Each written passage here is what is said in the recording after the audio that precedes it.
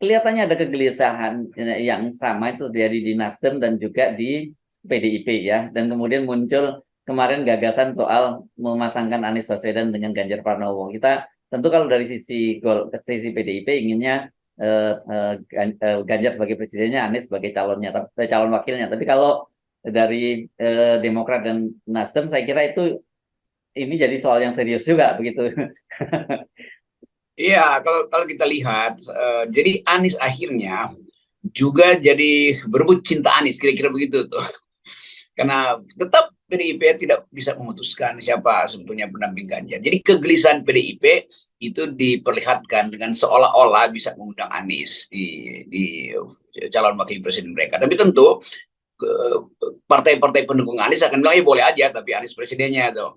Sebaliknya, Nasdem juga mengalami kegelisahan karena Anies tidak bisa memutuskan karena menunggu semacam sinyal dari Pak Surya Paloh. Jadi ada dua partai sebetulnya yang gelisah itu. Satu adalah PDIP yang kehilangan reputasinya karena terlalu memaksakan Ganjar sehingga orang merasa ya udah kalau itu hilang di putaran pertama tuh, sehingga disodorkan nama Anies tuh.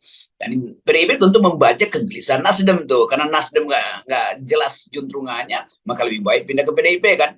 Jadi ini kan pertaruhan di antara orang-orang yang cemas melihat keadaan yang nggak ada ujungnya atau belum ada yang tentu.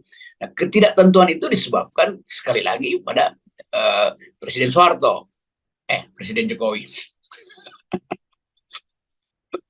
Jadi kelihatannya ada hal yang masih menggantung tuh. Kemampuan PDIP untuk memaksimalkan kampanyenya berhenti itu karena kita lihat bahwa Ganjar ya udah mentok di situ. Tinggal faktor wakil presiden untuk menaikkan elektabilitas Ganjar tuh, dan kelihatannya berupaya untuk ambil dari wilayah Nahdlatul Ulama tuh. Ya. Ada nama Yeni Wahid, ada namanya Yakut di situ, belakangan ada namanya Pak Mahfud.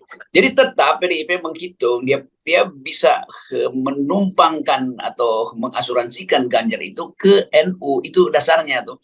Dan itu memperlihatkan bahwa PDIP memang pada akhirnya kesepian juga.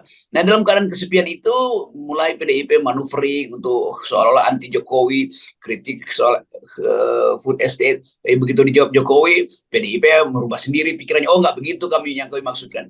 Jadi PDIP nggak jelas dia memamerkan keunggulan Ganjar atau sebetulnya masih nunggu semacam restu dari Jokowi itu dasarnya. Nah, sebaliknya Nasdem juga udah terlalu lama tuh sehingga relawan Anies itu merasa ya udah kalau Nasdem nggak mau memutuskan itu artinya Nasdem memang meragukan Anies sebagai calon presiden.